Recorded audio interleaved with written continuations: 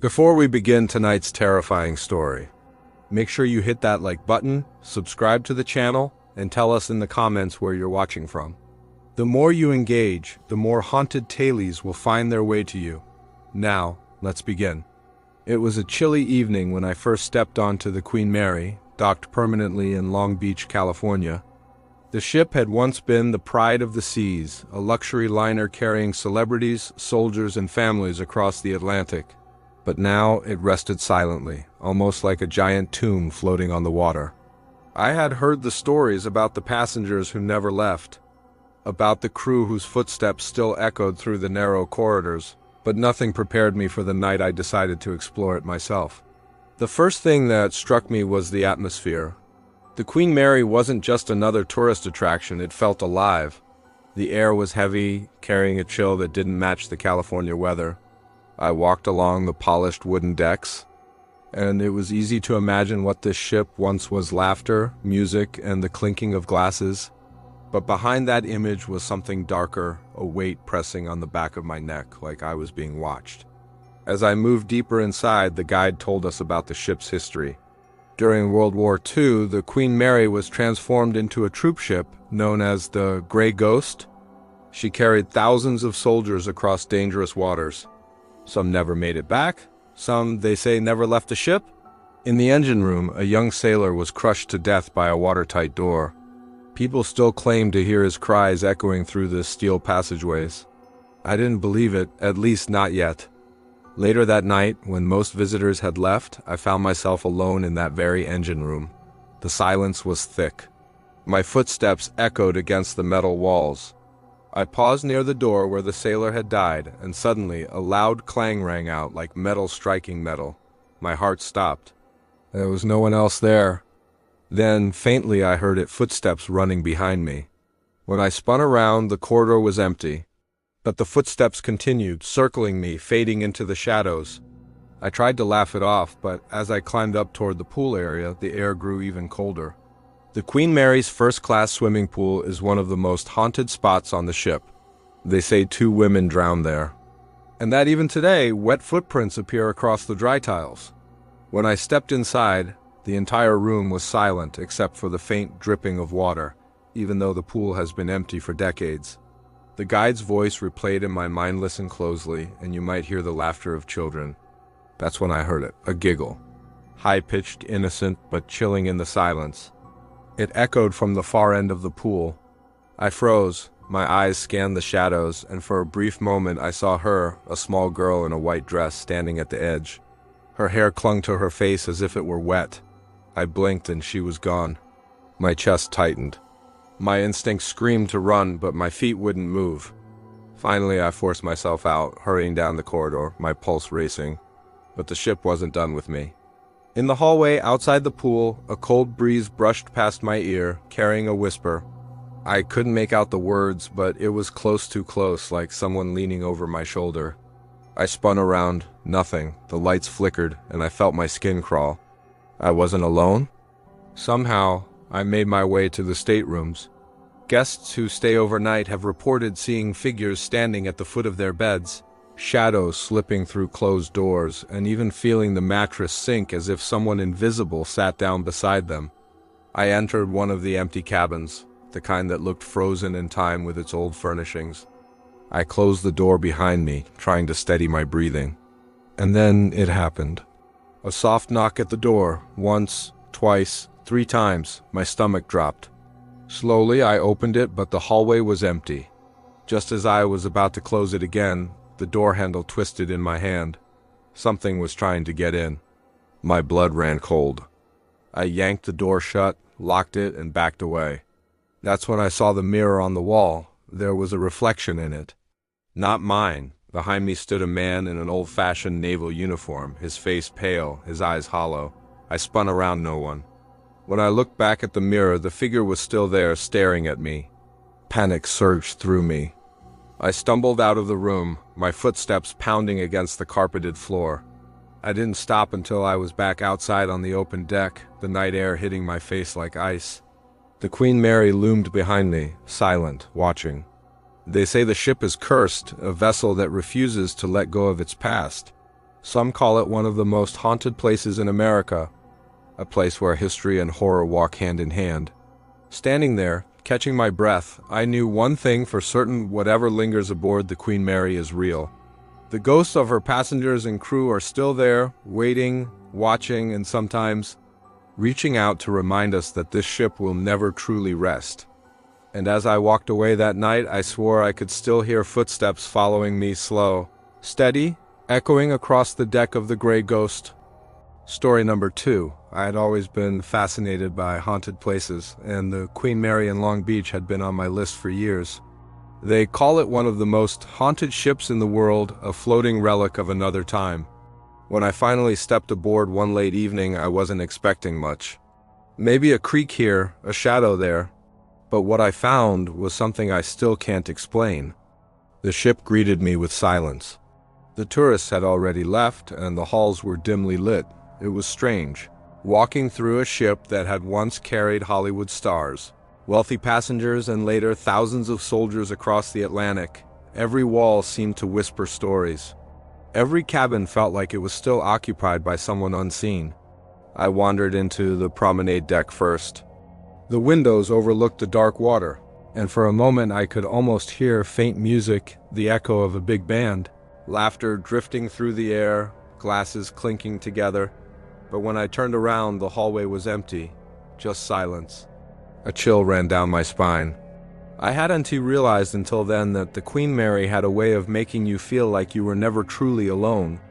Later, I found myself near the infirmary. The ship had seen countless deaths over the decades: passengers, soldiers, crewmen. Some died in accidents, some of sickness, and some under circumstances no one ever explained.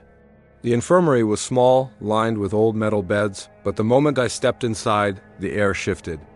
It felt thick, heavy. I remember touching one of the bed frames, and instantly a wave of nausea hit me, like a memory that wasn't mine had suddenly forced its way in. And then I heard it. A deep cough, a man's voice, rough and desperate. I froze, holding my breath, but the sound came again from the far side of the room. Slowly I turned, expecting to see someone. The beds were all empty, but in the reflection of the glass cabinet, I caught a glimpse of movement. A figure lying on one of the beds, his face pale, eyes closed, as if clinging to life. I blinked and he was gone. The bed was empty again. My legs felt heavy, but curiosity pushed me further. Down the hall, I reached the boiler room. Shadows played against the massive pipes, the whole place groaning with the sound of old metal settling. The guide had once told me that crew members still roam this place, trapped by the ship itself. I didn't believe it until I heard boots striking the floor, walking slowly toward me. "Hello?" I whispered, my voice shook. No answer. The footsteps stopped just a few feet away. Then with a hiss, one of the pipes released steam, clouding my vision. Through the mist, I swore I saw the outline of a man in uniform, his cap low, his face hidden. He just stood there, staring. When the steam cleared, he was gone. I should have left then, but something drew me toward the forward cargo hold. The atmosphere there was colder, heavier, as if the air itself didn't want me there. I switched on my flashlight, and the beam caught something on the wall: scratch marks, dozens of them. Long, desperate scratches carved deep into the steel, as if someone had tried to claw their way out. My throat tightened. Suddenly, I heard knocking. Slow, deliberate, coming from inside the wall itself. Panic surged through me. I stepped back, heart hammering, when I felt it, a hand on my shoulder. Cold, firm, I spun around, but no one was there. I bolted down the passageway, the sound of my footsteps echoing wildly. But soon another set joined mine, heavier, faster, chasing me. I didn't dare look back. I ran until I reached the grand staircase. The lights flickered, and for a split second I saw figures standing on the steps. Passengers dressed in 1930s fashion, smiling, talking, living in a world that no longer existed. Then, in an instant, they faded into the shadows. By the time I made it back to the deck, my body was trembling. The ocean stretched endlessly around me, calm and dark, while the Queen Mary stood silent, towering behind me. I knew then what countless others had felt: the ship was alive, a vessel holding on to every soul that ever stepped aboard. The Queen Mary isn't just a retired ocean liner. It's a graveyard, a prison, a place where the past refuses to die. And as I walked away that night, I swore I could hear voices rising from deep within the ship, calling me back. Story number 3. When I first boarded the Queen Mary, I thought it was just another tourist trap. A retired ship turned museum, a few ghost stories to attract visitors, nothing more. But the moment I stepped into its long, narrow hallway, I realized this ship had a pulse of its own. The floorboards creaked under my feet, and somewhere deep within I heard a faint hum, as if the ship itself was still alive. I joined a late-night tour, but halfway through, I drifted from the group. Something about the quiet corners called to me. I walked into one of the old lounges, where chandeliers hung like frozen relics of another era. The room was empty, but a faint piano melody echoed from the far side. The keys played softly, like someone practicing. My skin prickled. I could see the piano clearly, its cover shut tight. Still, the music continued. I whispered, "Hello?" The sound stopped instantly, like someone had been caught. I hurried out, only to find myself lost in a maze of hallways. That's when I stumbled across an old photograph display, black and white pictures of passengers who once sailed on the Queen Mary. Men in tuxedos, women in gowns, children smiling. I leaned closer to one picture, studying the details. Then my blood ran cold. The reflection on the glass wasn't mine. It was someone standing directly behind me. I spun around. The corridor was empty. My heart pounded as I made my way to the lower decks. The deeper I went, the colder it became. I could see my breath hanging in the air. The ship groaned, its metal bones creaking like it was remembering every mile it had crossed. In the distance, I heard something that froze me in place, a baby crying. Soft at first, then louder, echoing through the steel. I followed the sound to an old nursery. The walls faded. Tiny cribs still lined up as if waiting for children who would never return. The crying stopped the moment I stepped inside. Then, one of the mobiles above a crib began to spin slowly on its own, the tiny bells jingling in the silence. I felt watched. I wasn't alone. I ran back up toward the decks, only to find myself near the infamous Room B340. The door was locked, but the stories surrounding it are terrifying. Guests waking to find blankets ripped away, furniture moving, whispers in the dark. As I stood there, I heard scratching from inside. Slow, dragging scratches against the wood. I leaned closer, and that's when a single word was whispered through the door. My name. Every instinct screamed for me to run, but my legs felt frozen. The knob rattled violently, the entire door shaking as if something inside wanted out. I stumbled back, nearly falling over before bolting down the hall. I thought I had escaped until I reached the main deck.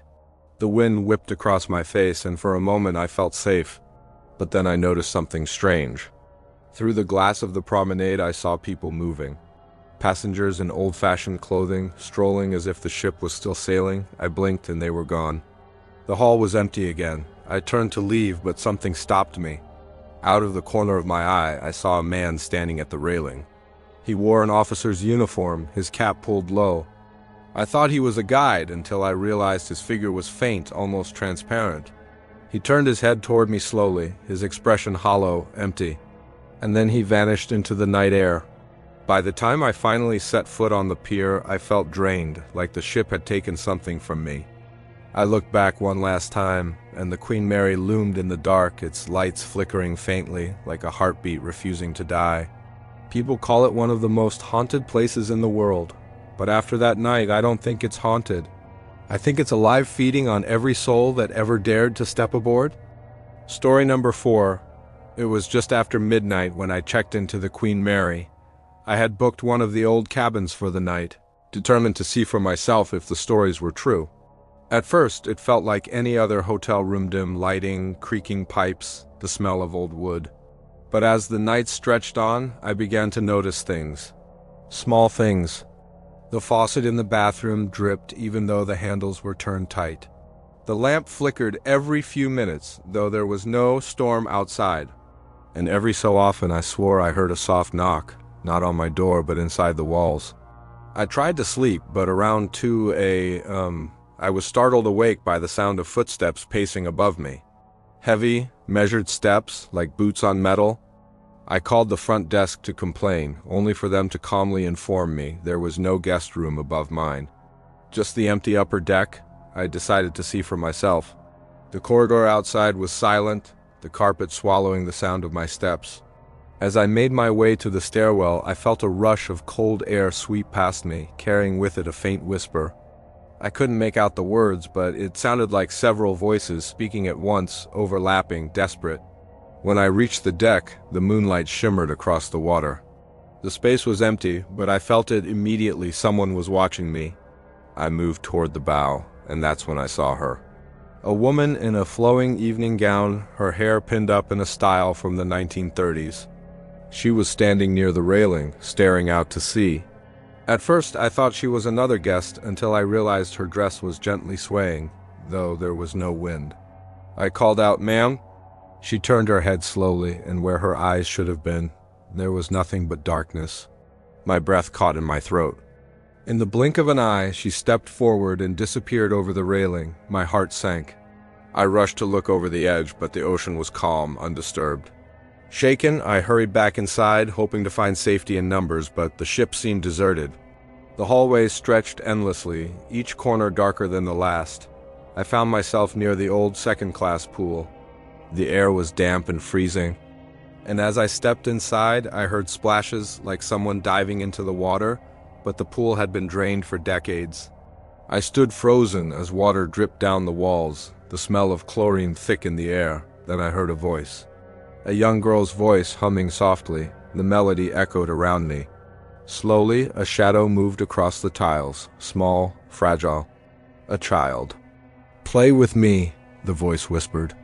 My flashlight flickered, and when it came back on, I saw tiny wet footprints trailing across the floor, stopping just a few feet away from me. I stumbled back, only to crash into a door behind me. The door creaked open on its own, leading into a pitch-black corridor. Against my better judgment, I followed, flashlight trembling in my hand.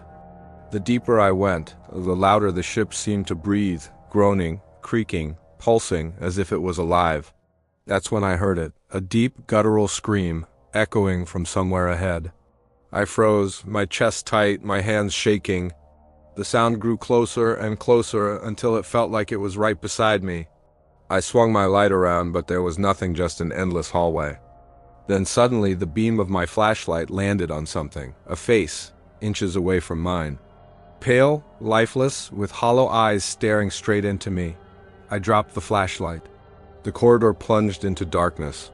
All around me, footsteps began to close in, dozens of them, boots, heels, bare feet circling me. Whispers rose from the shadows, angry, pleading, desperate. Hands brushed against my arms, my back, my neck. I screamed, running blindly through the dark until finally I burst out into the main lobby, gasping for air. The lights flickered overhead, and for a split second I saw them, the passengers, the crew. Hundreds of faces staring at me from the shadows, silent, unblinking, watching. I fled the ship before dawn, my heart still hammering in my chest. To this day, I don't know if what I experienced was real or just my mind unraveling. But one thing is certain, the Queen Mary is not empty. The ghosts of her past are still there, trapped, waiting for anyone foolish enough to walk her halls at night. Story number 5. I arrived at the Queen Mary just before closing time. Armed with a recorder, a camera, and a determination to spend the night investigating its haunted reputation. Most people just take the ghost tour and leave before dark, but I wanted answers. As soon as the last group of visitors left, the ship changed. The atmosphere shifted, heavier somehow, like the air itself had grown thicker. The sound of the city outside faded away, leaving only the distant groan of the ship's metal hull settling in the water. I started in the forward engine room. The metal catwalks echoed with each step I took.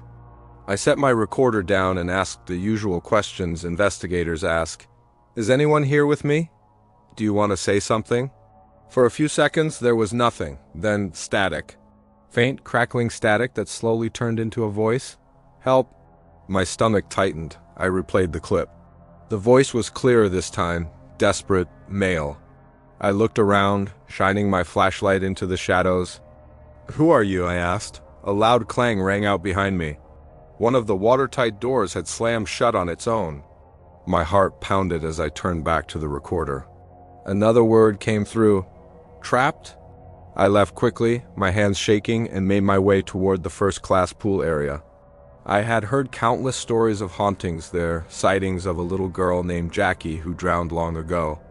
The pool was empty, the air damp and cold. I placed the recorder on the edge of the tiles and called out softly, "Jackie, are you here?" At first there was silence. Then a sound I'll never forget: laughter. High-pitched, innocent, but echoing unnaturally through the empty room. The surface of the dry pool rippled, as though invisible water had just been disturbed. My breath caught as a small rubber ball rolled slowly across the floor toward me, stopping right at my feet. I backed away, almost tripping over myself, and fled the room. The corridors of the Queen Mary are like a maze, and I soon found myself near the infamous room B340. The ship doesn't rent it out anymore because too many guests fled in the middle of the night, terrified. Furniture moving on its own, sheets being yanked off beds, knocking on the walls, classic haunting activity. The door to B340 was locked, but I set my recorder down and asked, "Who's in this room?" For a moment, only static answered me. Then, 3 sharp knocks came from inside, so loud they echoed down the hallway. "Why are you here?" I whispered. Another voice came through the recorder, this one angry, distorted. "Get out!" That was enough for me. I grabbed my gear and ran, but as I turned the corner I saw them, figures, dozens of them. Some in naval uniforms, some in elegant gowns, some in ragged clothes from the war years. They stood silently, staring at me from the shadows. One stepped forward, an older man in a captain's uniform. His face was pale, eyes sunken, but there was a strange calm about him. "You shouldn't be here," he said, his voice low but clear. "Why?" I managed to ask. "Because we can't leave," he replied. "And now, neither can you." The lights flickered violently, and when they came back, every figure had vanished. The corridor was empty. I bolted for the nearest exit, my heart pounding in my ears. I didn't stop running until I was standing on the pier, staring up at the ship. The Queen Mary loomed in the darkness, silent and still. But as I turned to leave, my recorder crackled one last time. "Come back," the voice whispered. I shut it off and walked away, vowing never to set foot on that ship again. But even now, when I close my eyes at night, I can hear those voices calling me soft, insistent, pulling me back to the Queen Mary.